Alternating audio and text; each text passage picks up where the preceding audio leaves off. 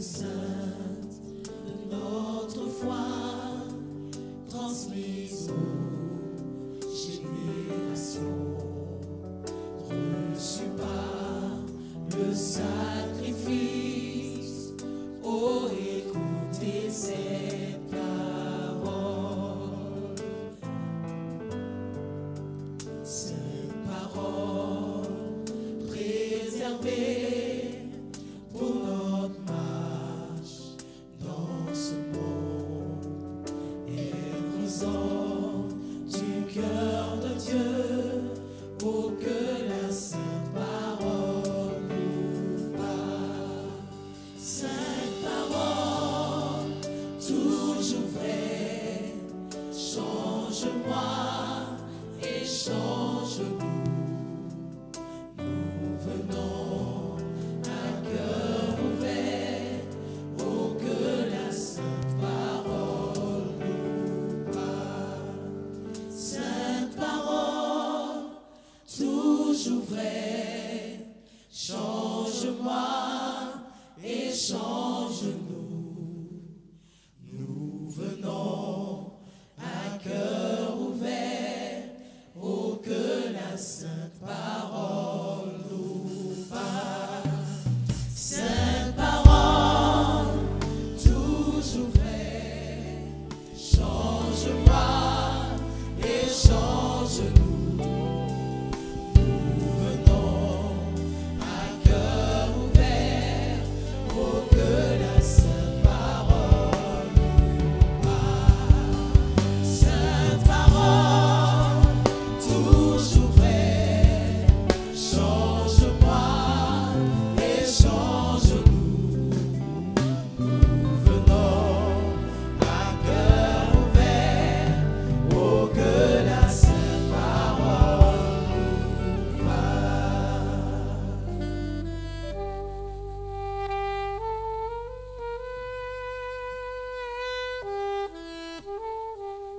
Alléluia. Gloire à Jésus. Est-ce que nous pouvons offrir d'abord à Dieu une offrande d'acclamation ce soir? Nous voulons acclamer le Dieu Tout-Puissant, le Roi de gloire, le lion de la tribu de Juda, celui qui a vaincu et qui a triomphé sur la mort, celui-là même qui tient le monde dans sa main et devant qui tout genou fléchit et dont toute langue confesse qu'il est le Seigneur, à la gloire du Dieu Tout-Puissant. Soyez tous les bienvenus. Veuillez vous asseoir s'il vous plaît. Nous sommes ce soir dans la présence de Dieu, afin non seulement de l'adorer, de le célébrer, mais aussi d'écouter sa parole. Nous allons ensemble prier le Seigneur. Nous voulons te dire merci, notre Père et notre Dieu. Nous voulons célébrer et glorifier ton saint et précieux nom. Toi qui non seulement as veillé sur nous, mais as permis, Seigneur Dieu, que nous nous rassemblons dans ta présence, dans cette salle, afin que le monde entier, Seigneur, reçoive ta parole à travers la chaîne de télévision LMTV. Nous te prions de bénir, Seigneur Dieu, ces moments et de nous permettre, Seigneur Dieu, d'être, oh Dieu, rempli de ta présence. Que quelqu'un soit touché par la parole et le reçoive le salut dans le nom de Jésus-Christ. Amen. Maintenant, nous allons adorer le Seigneur.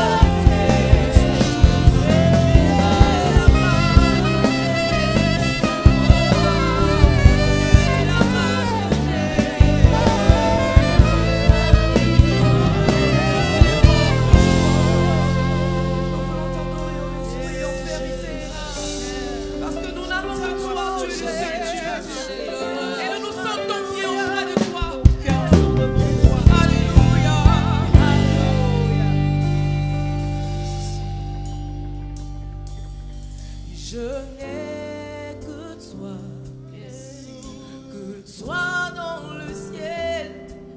Je ne désire rien d'autre que toi sur la terre.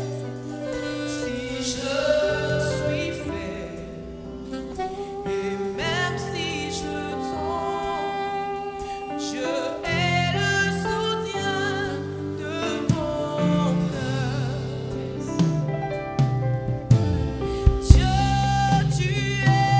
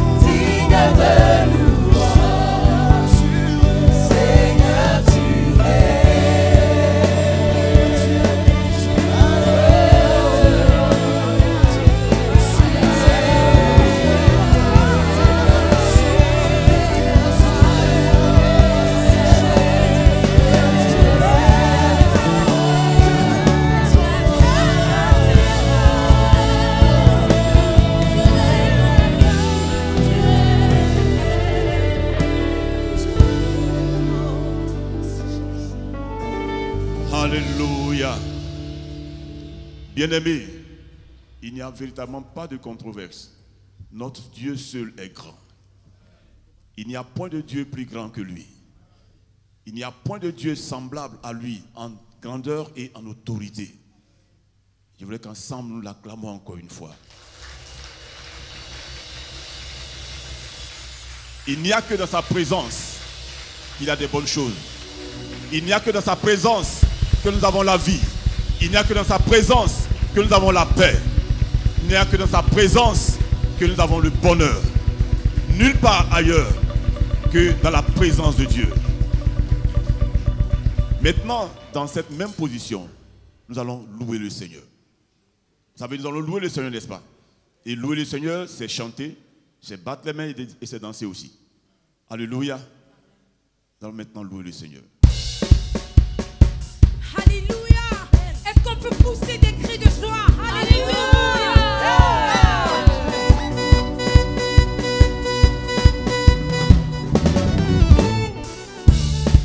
Est-ce que tu peux pousser encore des cris de joie? Alléluia.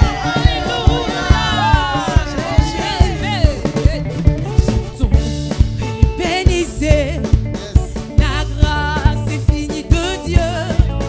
Souviens-toi de l'amour de Dieu. Et bénis le roi des rois.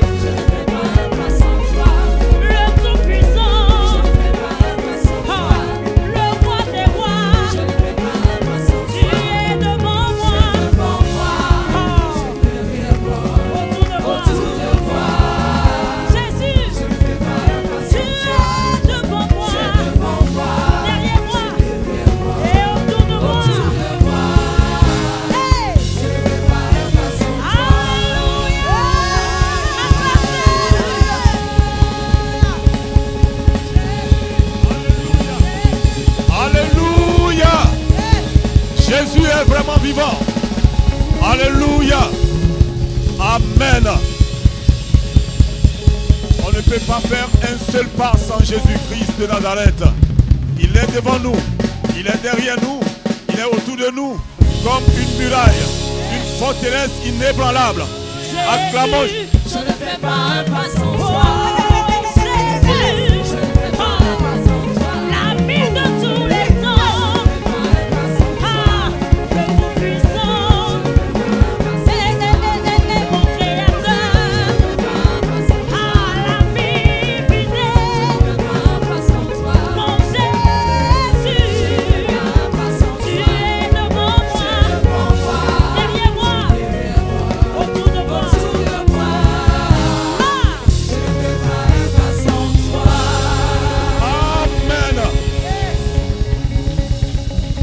Alléluia. Il est vraiment doux et agréable pour des frères d'être ensemble dans la sainte présence de Dieu, n'est-ce pas? Et tout ça, c'est sur LMTV. Veuillez vous asseoir, s'il vous plaît. Et ce soir, nous allons écouter la parole de Dieu. Au commencement était la parole. La parole était avec Dieu et la parole était Dieu. Rien n'a été fait sans la parole. Et la parole est puissante. Amen. Et ce soir, nous avons un orateur qui nous vient d'un pays d'Afrique. Et il nous vient du Tchad. Précisément, il est pasteur de l'église La Parole de Vie du Tchad. Et c'est en la personne du pasteur Nagiral Toy-Dibaye. Avant qu'il ne vienne, nous allons maintenant écouter et chanter un chant pour introduire la présence du pasteur.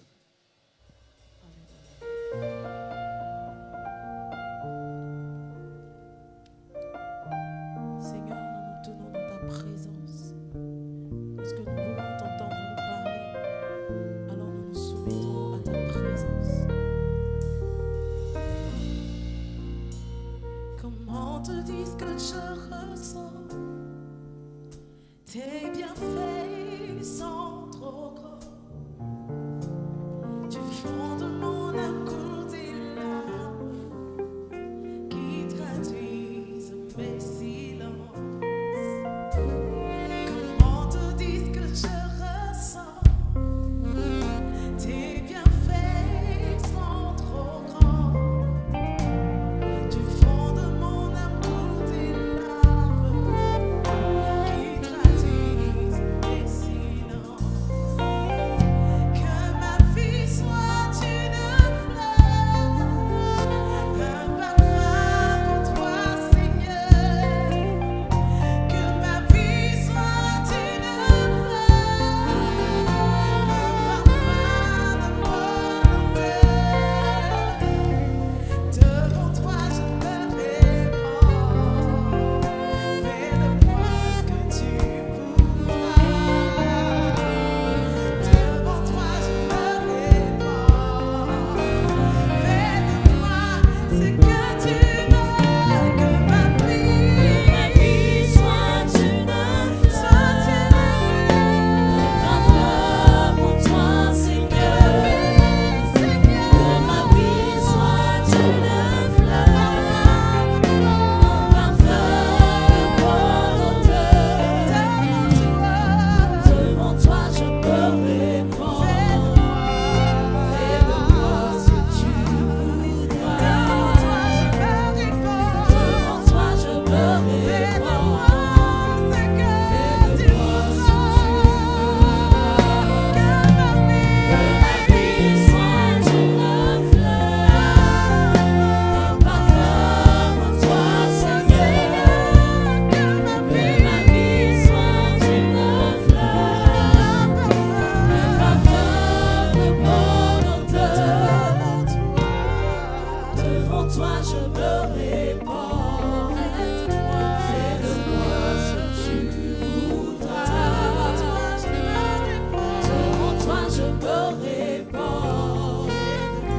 Fais de moi ce que tu voudras. Gloire soit rendue à Dieu. Je vous salue tous, bien-aimés. Au nom du Seigneur Jésus-Christ, c'est vous qui regardez en live sur LMTV. Nous voulons bénir le Seigneur pour l'opportunité de partager la parole de Dieu avec vous. Avant de pouvoir aller plus loin, permettez-moi d'apprécier ce groupe de chantres, cette chorale qui nous a transportés en la présence de Dieu.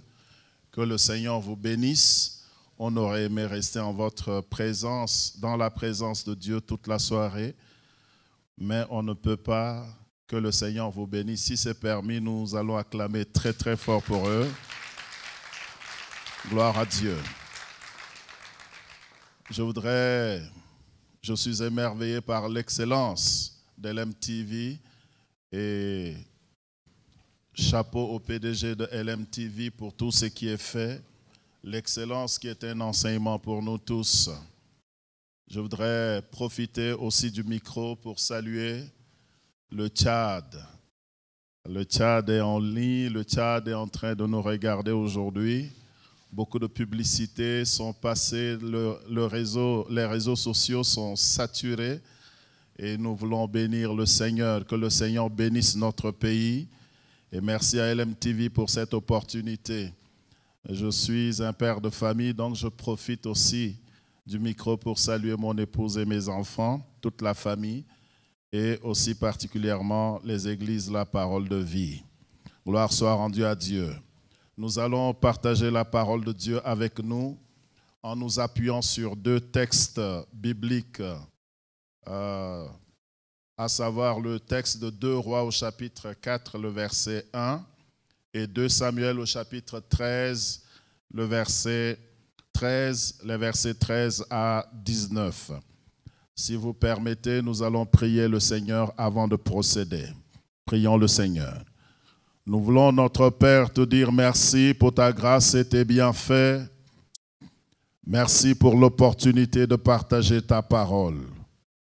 Nous prions que cette parole nous bénisse en ce lieu, que cette parole bénisse dans les maisons et de par le monde. Merci de ce que tu envoyas ta parole et tu les guéris de toutes leurs maladies. Ce soir aussi, ta parole va nous guérir dans les profondeurs de nos âmes. Nous voulons prier que le Saint-Esprit prenne le contrôle de ces instants et nous enseigne. Touche les tréfonds, Seigneur. Au nom puissant de Jésus-Christ, nous avons prié. Amen. Gloire soit rendue à Dieu.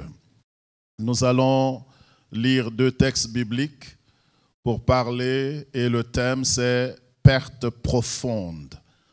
Perte profonde. Perte profonde. Le thème suscite ou a suscité ma propre curiosité quand je l'ai reçu de la part du Seigneur. Mais ensuite, l'orientation qu'il m'a donné une compréhension du thème. On parle souvent des grosses pertes. On ne parle pratiquement pas des pertes profondes. Ce qui suggère que la première partie parle, n'est-ce pas, de quelque chose de tangible, de matériel, de physique. Et le mot profond, l'adjectif profond, parle beaucoup plus des effets, des pertes. Nous pouvons perdre, n'est-ce pas, nous pouvons perdre gros en termes d'argent, en termes de matériel, et la plupart des personnes autour de nous ne considèrent que ce qui est perdu, mais très peu considèrent l'effet que cela a sur nous après. Nous perdons gros, mais nous perdons aussi profondément. Donc le fait de perdre des pertes profondes parle des choses que nous perdons, des personnes que nous perdons, bien sûr, mais qui à la longue continuent de nous affecter, continuent, n'est-ce pas, de nous influencer négativement. Donc le thème perte profonde parle de la dimension matérielle et de la dimension, n'est-ce pas, psychologique, émotionnelle, spirituelle des choses que nous perdons. D'une certaine manière, le but de ce thème, c'est de rechercher la guérison intérieure de la part de Dieu. L'une des choses que nous pouvons constater, le rôle de la parole de Dieu, c'est de descendre dans notre âme. La Bible dit que la parole de Dieu, elle est puissante et plus tranchante qu'une épée à double tranchant. Elle visite même les os et les moelles. Donc elle va dans les tréfonds de nous. Le plus souvent, si nous n'ouvrons pas notre cœur et si nous ne laissons pas la parole pénétrer au tréfonds de nous, la parole va guérir la superficialité. La parole va nous aider à traverser une situation et masquer les effets de la situation. Lorsque vous passez par une peine, par une douleur, par une perte, la perte même est surmontable. La partie la plus difficile à surmonter, c'est l'effet que cela cause dans votre propre vie. Et souvent, en tant que chrétiens, nous sommes dans le déni parce que l'attitude du corps de Christ ne nous permet pas d'affirmer que la perte nous a affectés. La perte de papa nous a affectés. La perte de tel nous a affectés. Mais en tant que chrétiens, l'honnêteté nous oblige à reconnaître les pertes, que ce soit physiques, matérielles, financières, et aussi l'effet que cela a sur nous. Tant que nous ne reconnaissons pas l'effet, n'est-ce pas, d'une chose sur nous, nous n'allons pas demander le secours de Dieu. Dieu est toujours disponible. Dieu est là pour aider ses enfants et les guérir de manière holistique, diraient certaines personnes. Et moi, en tant qu'enfant de Dieu, si je viens à Dieu, c'est parce que je n'ai pas d'autre aide que lui. Et s'il doit m'aider, il doit m'aider dans le tréfonds. Il ne doit pas seulement m'aider, n'est-ce pas, de manière extérieure. Et c'est le but de ce message, de nous amener d'une certaine manière, nous tous ici et tous ceux qui nous suivent dans leur maison, à voir, n'est-ce pas, dans les tréfonds, un examen de soi et de voir, n'est-ce pas, comment les pertes nous affectent d'une manière ou d'une autre. À la fin, je dirais le but principal, le pourquoi, je voudrais dire, le pourquoi, n'est-ce pas, de ce message. Donc, dans un premier temps, nous allons lire les textes bibliques. Ensuite, nous allons dire une première partie, lire les textes bibliques, une deuxième partie ou une première partie. Nous allons citer quelques pertes avec des versets bibliques que nous n'allons pas lire et citer 2 ou 3 pertes qui nous affectent plus profondément que d'autres pertes et essayer d'analyser cela pour nous aider à aller plus loin. Le premier texte que nous lirons se trouve dans le livre de 2 Rois au chapitre 4e et le premier verset. D'après la version de la Bible, dite Louis II, la Bible dit « Une femme d'entre les femmes des fils des prophètes cria à Élisée en disant « Ton serviteur, mon mari, est mort, et tu sais que ton serviteur craignait l'Éternel. Or, le créancier est venu pour prendre mes 2 enfants et en faire ses esclaves. » Le texte relate, n'est-ce pas, un épisode très triste. Comment une personne qui a servi le Seigneur, qui a servi aussi aux pieds de l'homme de Dieu, toute sa vie, meurt dans la nécessité, meurt dans la difficulté et laissant sa famille. Vous voyez, la personne est morte, mais ce que la famille a subi après est plus dur que le deuil qui a été organisé, n'est-ce pas, à cet effet-là. Donc, dans la disposition psychologique de cette famille, lorsque vous voyez la femme présenter la situation à Élisée, l'homme de Dieu, vous voyez, n'est-ce pas, un ton accusateur, un ton plaintif, je ne sais comment décrire cela, mais voici ce qu'elle dit. Une femme d'entre les femmes des fils de prophètes cria à Élisée en disant « Ton serviteur, mon mari est mort, et tu sais que ton serviteur craignait l'Éternel. » Donc c'est en fait comment, tu sais que l'Éternel, c'est une façon d'accuser pratiquement Dieu. Mon mari t'a craint, mon mari t'a servi. Maintenant qu'il est mort, regarde, mes 2 enfants sont en train d'aller en esclavage. Le deuxième texte, c'est 2 Samuel au chapitre 13, les versets 13 à 19. Toujours la version de la Bible, dite Louis II, je lis. « Où irai-je, moi, avec ma honte? Et toi, tu seras comme l'un des infâmes en Israël. Maintenant, je te prie, parle au roi, et il ne s'opposera pas à ce que je sois avec toi. » Mais il ne voulut pas l'écouter. Il lui fit violence, la déshonora et coucha avec elle. Puis Amnon eut pour elle une forte aversion, plus forte que n'avait été son amour. Et il lui dit, lève-toi, va-t'en. Elle répondit, n'augmente pas en me chassant. Le mal que tu m'as déjà fait. Il ne voulut pas l'écouter. Et appelant le garçon qui le servait, il dit, qu'on éloigne de moi cette femme et qu'on la mette dehors. Et ferme la porte après elle. Elle avait une tunique de plusieurs couleurs, car le vêtement que portaient les filles du roi, aussi longtemps qu'elles étaient vierges, car c'était le vêtement que portaient les filles du roi, aussi longtemps qu'elles étaient vierges. Le serviteur d'Amnon la mit dehors et ferma la porte après elle. Tamar répandit de la cendre sur sa tête et déchira sa tunique bigarrée. Elle mit la main sur sa tête et s'en alla en poussant des cris. Dans ce texte, c'est un cas de viol. Une fille de David qui perd sa virginité. Je pense profondément, et selon la perspective biblique, l'amour n'est pas le sexe. Le sexe, les relations sexuelles sont différentes de l'amour. Le sexe est fait pour être le point summum de l'amour, l'expression la plus totale. La relation sexuelle symbolise la mort de l'amour. C'est-à-dire, on ne peut se donner à cette dimension-là que lorsqu'on est prêt à mourir. Et lorsque quelqu'un vient nous arracher cela contre notre gré, contre les lois qui existent et nous déshonorer de la sorte. C'était une perte dans la vie de cette jeune fille. Et la Bible décrit un peu, n'est-ce pas, comment cette fille a pris la fuite. Nous n'avons cité que 2 cas de perte dans la vie, n'est-ce pas, de 2 familles. La perte dans la famille d'un serviteur de Dieu et la perte, n'est-ce pas, dans la maison de David. Nous allons voir que dans la vie, nous perdons toujours quelque chose.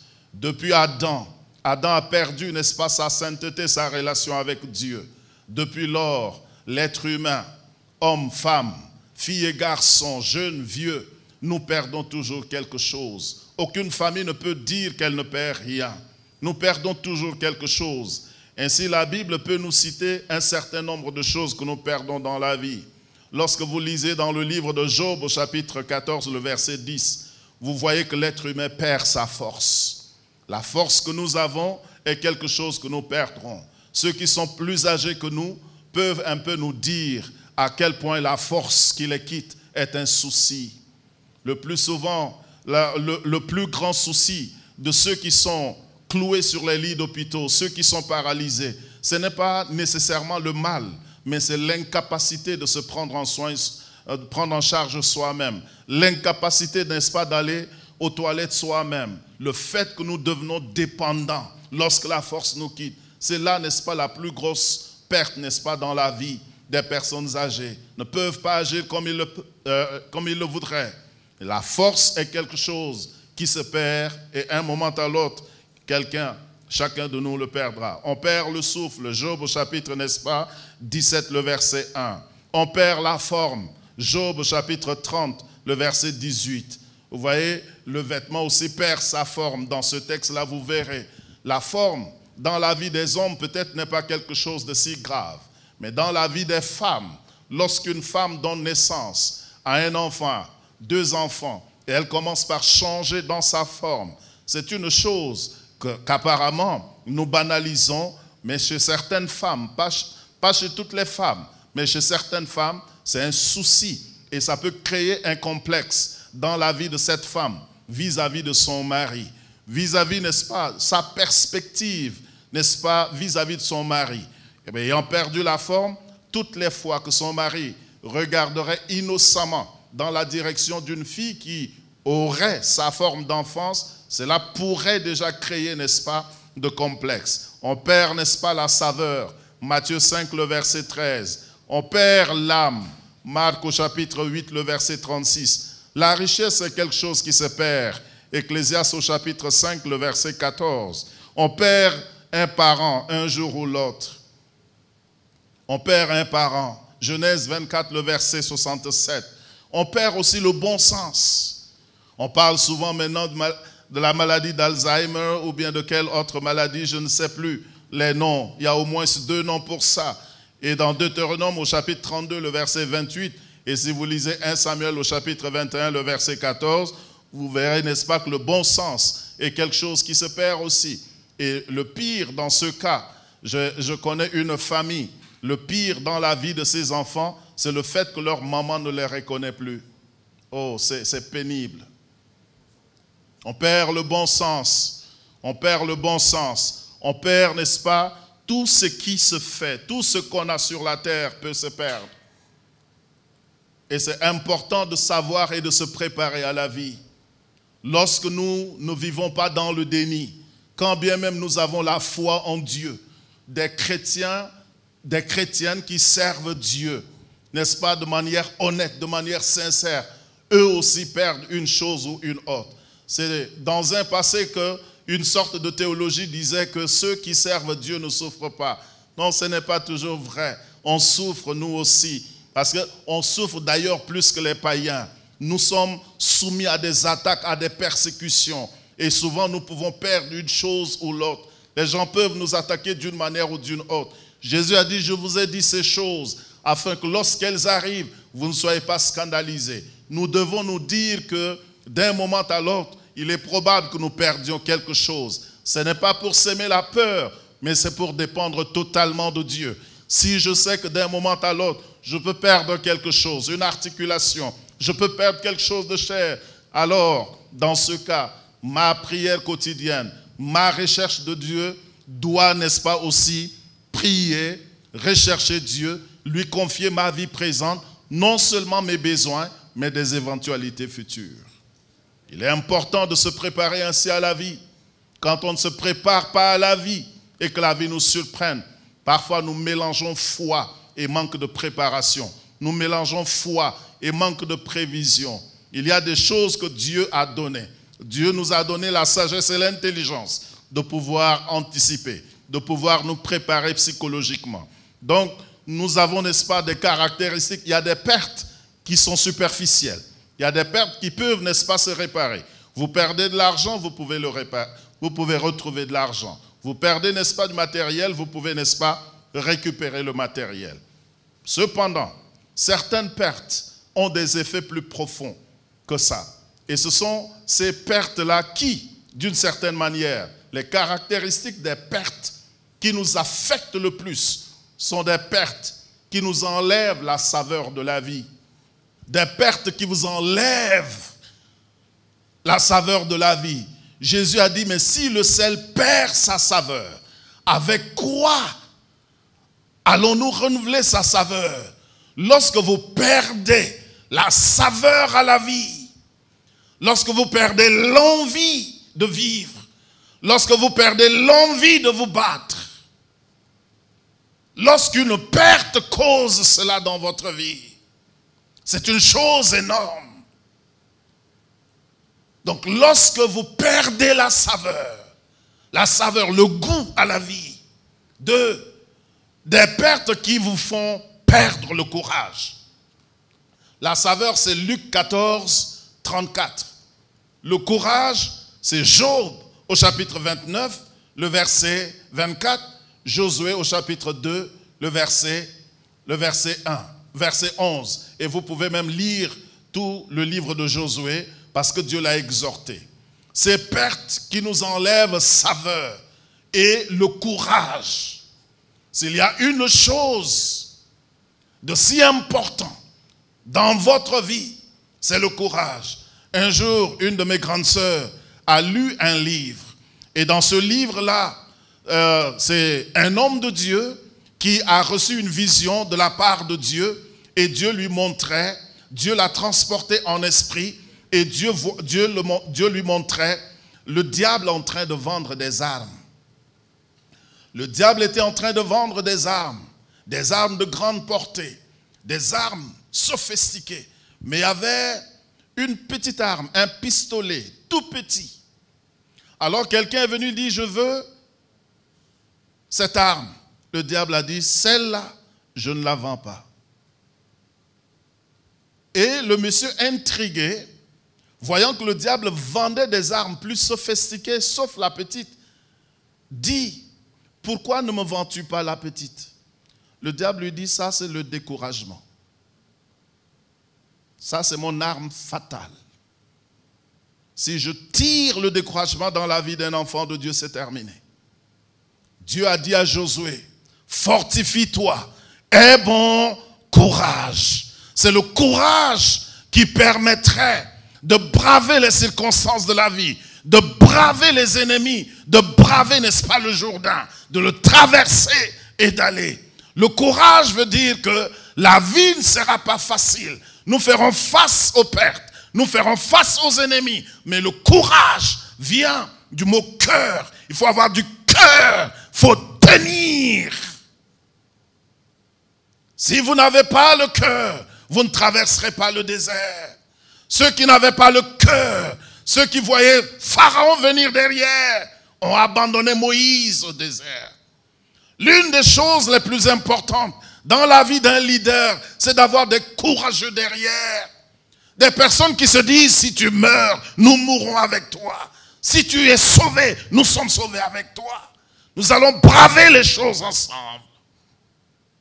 C'est important de vérifier dans votre vie s'il y a quelque chose qui affecte votre courage. Vous venez à l'église, le diable va vouloir affecter votre courage. Vous travaillez dans un environnement chrétien, votre courage sera attaqué. C'est à vous de pouvoir veiller sur le courage. C'est important. La saveur, le courage. Je dialoguais avec une fille de l'église qui a perdu sa grand-mère. Et quand j'écoutais la fille, je me suis dit, tiens, est-ce que ma fille n'est pas en train de vivre ce que j'ai vécu il y a un temps? Sa grand-mère était si importante dans sa vie que soudainement sa grand-mère meurt.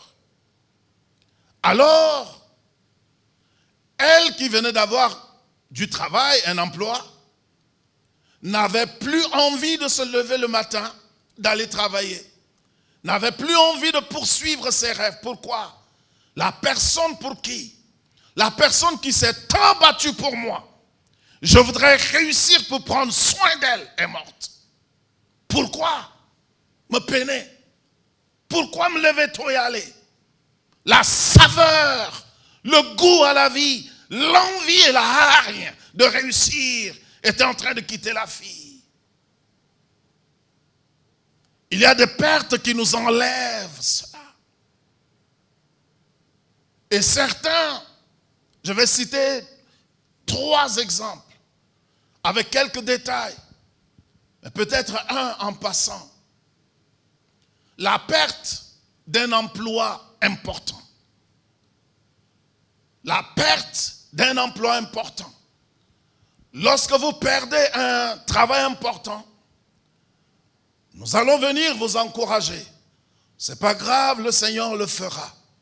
Mais souvent, nous ne prenons pas le soin de savoir ce que cet emploi représentait à vos yeux lorsque vous l'avez commencé.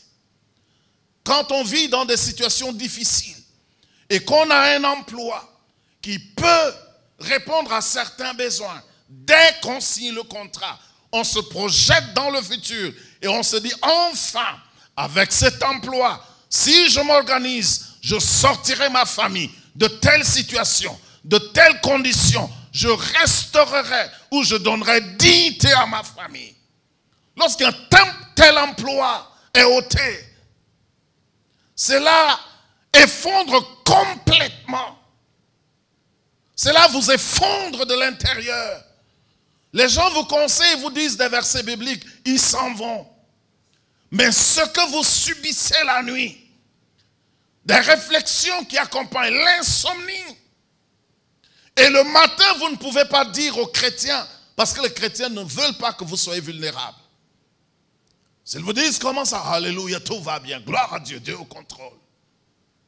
Mais au fond de vous, C'est comme si un rêve vient de s'enterrer. C'est pour ça que cela affecte non seulement votre personnalité, mais même vos prières devant Dieu. Vos prières devant Dieu sont des sortes d'accusations. Même si vous dites des paroles justes dans votre cœur et dans la connotation, c'est comme si Dieu, où étais-tu? Ne sais-tu pas que c'est travail important? Maintenant, regarde. Donc, vous priez, mais vous ne priez plus d'un cœur pur. Vous n'avez plus la joie. Donc, vous abordez Dieu pour lui montrer à quel point il a tort. Vous ne demandez pas une autre grâce. Donc, ce n'est que... Donc, cet exemple-là, dans la vie des enfants de Dieu, je ne sais pas si une personne ici, une personne qui nous suit depuis la maison, des pertes semblables peuvent chasser quelqu'un complètement de l'église. Certaines personnes qui perdent tel emploi vont commencer par accuser tout le monde. Peut-être que le pasteur ne prie pas bien, peut-être que. Il y en a qui se disent même, j'ai donné mon offrande dans la mauvaise église. J'ai donné ma dîme à la mauvaise personne. Ça, ce sont les effets. Cela vous sépare de Dieu. Cela vous amène à voir les autres négativement. Deuxième perte profonde, le divorce. Malachie 2,16, Dieu dit, car je hais la répudiation, dit l'Éternel, le Dieu d'Israël, et c'est lui qui couvre de violence son vêtement. Le divorce n'a pas le même effet sur les partenaires. Il y a des partenaires qui n'ont rien de sacré dans leur vie. Il y a des partenaires qui banalisent tout. Mais d'autres entrent dans le mariage avec la crainte du sacré. Il y en a qui ont des valeurs. Tout le monde n'est pas corrompu aujourd'hui. Il y a beaucoup de péchés, d'accord, mais tout le monde n'est pas corrompu. Il y en a qui entrent dans le mariage avec tout leur cœur, toute leur âme et leur planification finie dans le mariage. Je vais marier cette femme, nous allons faire des enfants, nous allons éduquer des enfants de cette manière, nous allons investir dans leur éducation, de sorte que quand on sera vieux, nos enfants seront à cette hauteur, là où nous on n'a pas atteint, les enfants prendront la relève, donc tout est investi là. Planification économique, tout est dedans.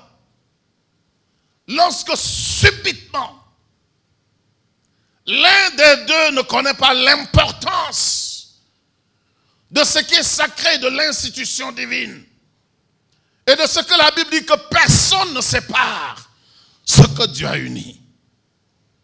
Le mariage ou le divorce, je m'excuse, affecte plus profondément que nous ne pensons. Si vous êtes un enfant de Dieu qui craint Dieu, il y en a qui entrent dans le mariage avec une idée de ressortir au cas où. Mais nous y entrons totalement. Se marier, c'est une sorte de mort. Parce que vous ne connaissez jamais la personne à qui vous vous mariez.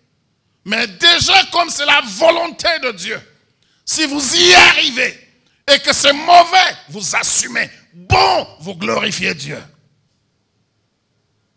Donc quand on y entre, ma femme, c'est mon choix. J'assume mon choix devant Dieu. Et c'est pour ça que Dieu me bénit. Si vous assumez votre choix, Dieu vous bénit et Dieu transformera la femme. Et votre mari aussi. Le divorce n'est pas seulement une séparation de deux personnes. Si le divorce est simplement une séparation de deux personnes, c'est pas grave. Tu vas, je vais, on refait la vie. Le mariage n'est pas trouver un partenaire sexuel. Donc le divorce brise les rêves et les plans. Certaines femmes, les femmes arrivent toujours dans le mariage avec toute leur énergie. Mais quand le divorce arrive, en fait, il y a une rupture et elle est perdue. Elle ne peut plus, elle est trop loin du départ. Elle ne connaît plus la fin. Elle est perdue pour la suite de sa vie. Donc le mariage brise les plans, les rêves. C'est la rupture des généalogies. La rupture des généalogies, le divorce. C'est la rupture de l'éducation. Ma femme et moi devrons éduquer les enfants de cette manière. Il y a une orientation, il y a une direction, il y a un objectif. Maintenant, s'il y a divorce, et dans cette éducation, ma femme contribue, moi j'y contribue. Le divorce qui intervient fera de sorte que ma femme ira avec la portion de l'éducation qu'il faut, et moi je resterai avec la portion. Les enfants sont amoindris dans leurs ressources éducatives. Ils sont amoindris. Et maintenant, si je me remarie, une femme qui vient n'accepte jamais l'enfant qui a existé avant elle. Rares sont des cas. Vous vous remariez. Je poursuis. Il y a rupture d'éducation et de succession et de continuité. Nous sommes en train de former une généalogie. On va dire la généalogie de tel, bien éduqué, bien instruit. Mais quand il y a divorce, il y a une désorganisation économique et j'en passe. Il y a effondrement. Il y a mise en péril de la vie des enfants.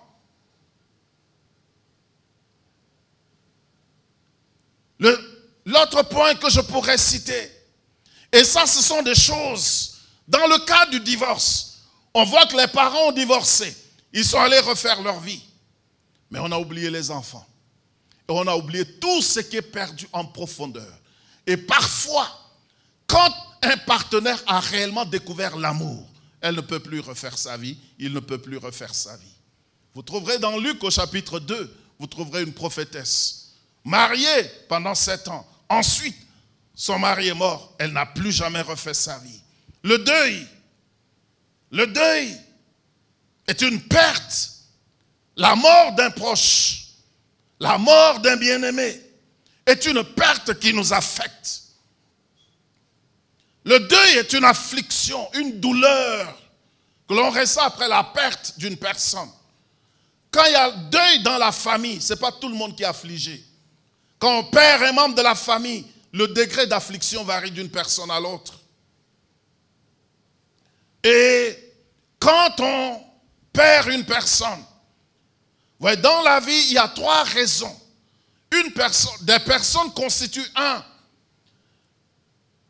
Il y a des personnes qui sont notre motivation à réussir.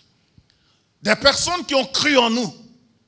Quand une personne croit en vous, c'est un stimulant, c'est une impulsion. Ceux qui croient en nous, nous propulsent par leur foi en nous, plus que ceux qui nous dénigrent.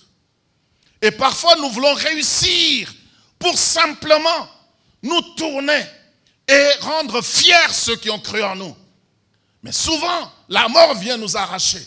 Ceux qui ont cru en nous, ceux qui nous ont motivés, et la mort vient les enlever. Et quand on veut se tourner pour leur dire merci, la mort les a pris. Ça, de manière intermittente, ça revient dans notre cœur. À chaque fois, il y a des deuils qui se manifestent en temps de joie. Parfois en temps de joie, vous voulez vous tourner. Est-ce que mon père est là pour se réjouir avec moi? Est-ce que ma mère est là pour se réjouir avec moi? Elle n'est pas là. Il n'est pas là. Mon grand frère n'est pas là. Deuil intermittente.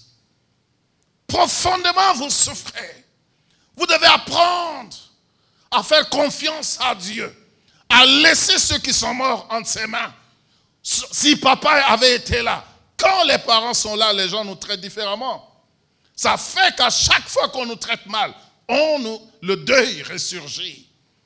La motivation à réussir, le deuil nous affecte plus profondément. Aussi, quand ça nous arrache l'occasion des revanches. Il y a des personnes qui ont dénigré nos parents, qui ont dénigré nos mamans, qui ont dénigré papa, qui nous ont dénigrés, qui ne peuvent pas miser un sou sur nous. Maintenant, par la grâce de Dieu, vous réussissez. Avant que vous ne réussissiez, la mort les enlève. La mort vient vous enlever votre occasion de revanche. Et ce sont des choses qui affectent plus profondément, mais parfois nous ne le savons pas. Le décès de quelqu'un que nous avons vraiment aimé, ces choses nous affectent, ces choses nous rongent de l'intérieur. Le deuil peut provoquer des effets profonds. La perte de la virginité, en 1 minute je dirais ça. La perte de la virginité, c'est quelque chose qui peut affecter une femme, vous ne pouvez pas imaginer. Nous avons dit que l'amour, ce n'est pas la relation sexuelle. Une fille qui a le sens de l'honneur et de dignité se préserve et se garde et se dit c'est pour l'homme de ma vie. C'est pour l'homme, je ne donnerai qu'à l'homme de ma vie. Je ne me donnerai pas à une autre personne. Et quand subitement, dans des conditions comme Tamar, quelqu'un vient lui enlever par la malice, la ruse, la méchanceté, quand quelqu'un lui dérobe la virginité, ce sont des choses qui affectent à la longue. Et de telles filles, si vous m'écoutez, allez trouver le serviteur de Dieu, même si vous êtes déjà marié, parce que ce sont des choses qui vous affectent négativement et ça provoque une sorte d'allergie en présence de votre mari, si vous êtes déjà une personne mariée. Parfois, ça vous affecte et vous n'êtes pas total dans votre relation avec votre mari. La virginité, la perte de la virginité. Et il y a la virginité spirituelle aussi. Dans Matthieu 25, vous trouverez dans Matthieu 25, les versets 1 jusqu'au verset 13. Il y a la virginité spirituelle. C'est-à-dire, nous ne sommes pas vierges biologiquement. Mais quand nous venons à Dieu et que nous nous sanctifions longtemps et que sur un coup, nous perdons notre sanctification. Cela peut détruire complètement la suite de notre vie spirituelle. Et ça nous affecte, nous ne pouvons pas en parler, ça nous rend amers, nous ne sommes plus épanouis. Et il faudrait dépendre de Dieu et demander à Dieu de nous guérir. Parce que certaines pertes nous affectent. La perte de la virginité spirituelle qui est la sanctification affecte notre confiance dans la prière par la suite, affecte notre service dans le Seigneur. Puisse le Seigneur nous bénir au nom de Jésus. Merci Seigneur. Nous voulons te dire merci pour ta parole. Guéris-nous Seigneur.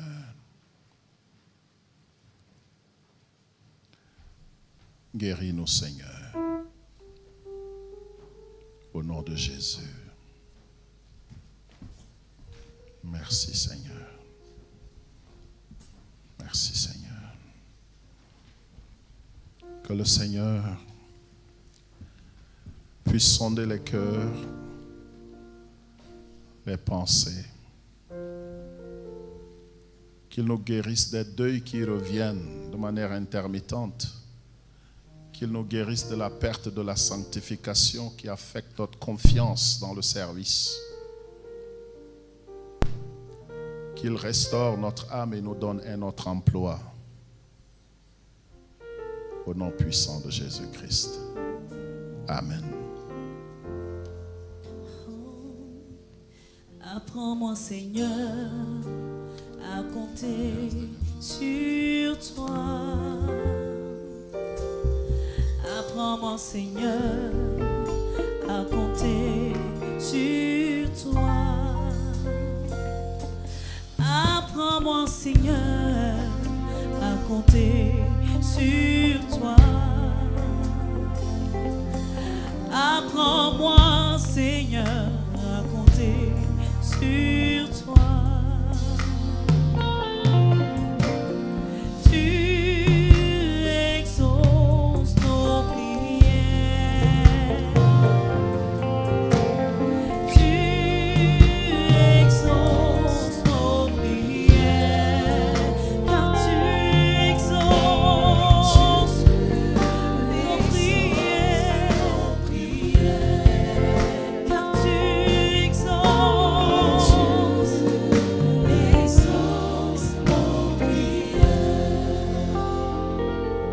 Alléluia. Nous disons ensemble merci à notre Dieu pour sa parole. Et nous croyons que cette parole a béni la vie de quelqu'un, a restauré une âme dans le nom de Jésus-Christ. Et pour permettre à toutes les nations, à toute l'humanité, de continuer de recevoir la bonne parole de Dieu, nous devons ensemble soutenir l'œuvre de la chaîne de télévision LMTV en donnant de l'argent, en offrande, en apportant notre soutien financier à cette chaîne de télévision. Et pour vous qui êtes devant votre chaîne, votre poste de télévision, les numéros ou les contacts où vous pouvez verser vos offrandes en vue de soutenir LMTV, vous les verrez passer en bas de votre écran. Mais quant à nous autres, que chacun de nous prenne un engagement afin qu'au moins mensuellement ou annuellement, nous apportons notre soutien à la chaîne de télévision LMTV, afin que la bonne parole de Dieu, la bonne louange, la bonne adoration continue d'être dispensée dans des foyers, de sorte que des âmes soient sauvées. Parce qu'effectivement, à travers ce culte, des vies sont transformées, des témoignages sont entendus, parce que Jésus-Christ visite encore et il continue de visiter.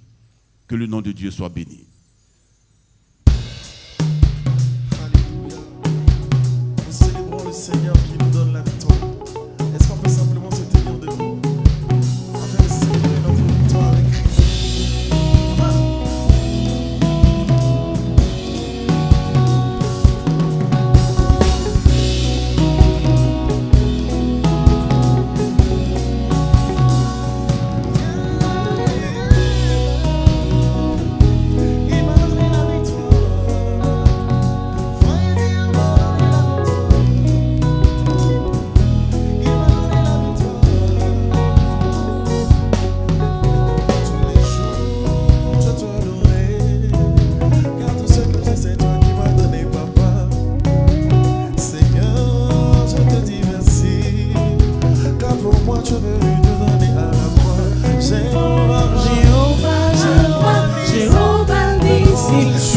Je suis le bon voyage, j'ai cherché partout, il n'y a personne contre toi. Lion de Juda, tu es fort dans les combats. Aïe, tu m'as donné la victoire. Aïe, tu m'as donné la victoire. Aïe, tu m'as donné la victoire. Aïe, il m'a donné la victoire.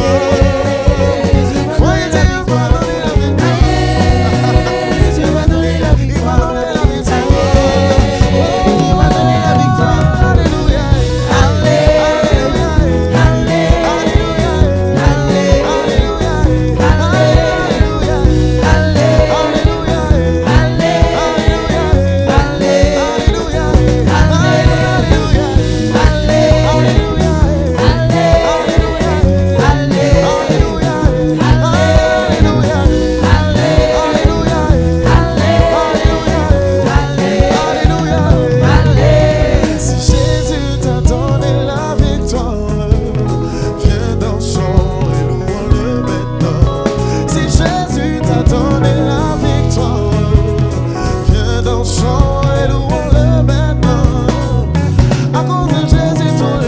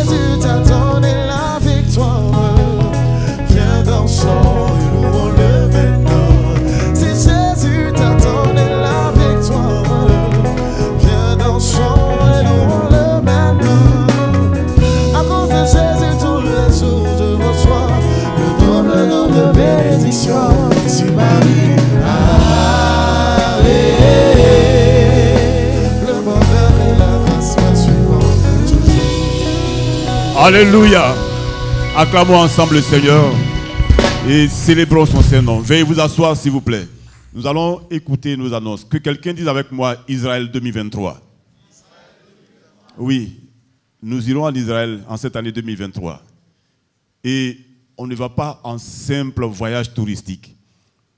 Mais nous allons en Israël en cette année 2023 pour non seulement visiter les sites bibliques, marcher dans les pas du Seigneur, vivre une expérience biblique authentique et revenir totalement transformé en Côte d'Ivoire ou bien dans ton pays. Et en plus de cela, une conférence, des enseignements, des moments de prière. Et ce serait la conférence internationale des francophones qui se tiendra en Israël en 2023 du 28 septembre au 6 octobre 2023. Les inscriptions ont commencé et tous ceux qui veulent partir en Israël cette année, vous pouvez appeler à ce numéro le 07 08 00 13 01. Je répète, 07 08 00 13 01. Et pour les autres pays, les numéros où vous pouvez appeler vont apparaître sur l'écran de votre télévision, que vous soyez au Tchad, que vous soyez au Niger, que vous soyez aux États-Unis d'Amérique, en France, en Belgique, même au pôle Nord. Vous allez entendre LMTV. Venez et allons en Israël, voir là où Jésus est né, là où Jésus a marché, là où Jésus a vécu, et vivons une expérience spirituelle authentique dans le nom de Jésus-Christ. Que Dieu vous bénisse. Amen. On va se lever s'il vous plaît. Nous allons prier et recevoir la bénédiction. Nous voulons te dire merci Seigneur notre Dieu. Nous voulons rendre gloire et honneur en ton nom. Voici, ô Dieu, là où tu nous as conduits. Nous avons été bénis, Seigneur Dieu, dans ta présence. Nous avons reçu ta parole. Que cette parole, Seigneur Dieu, produise en nous des fruits d'une bonne et sainte vie. Que nous marchions selon cette parole et que nous vivons dans ta grâce. Maintenant, levons tous les mains et recevons la bénédiction. Que la grâce et la paix de Dieu, qui surpasse toute paix, soit votre partage aujourd'hui et éternellement. Amen.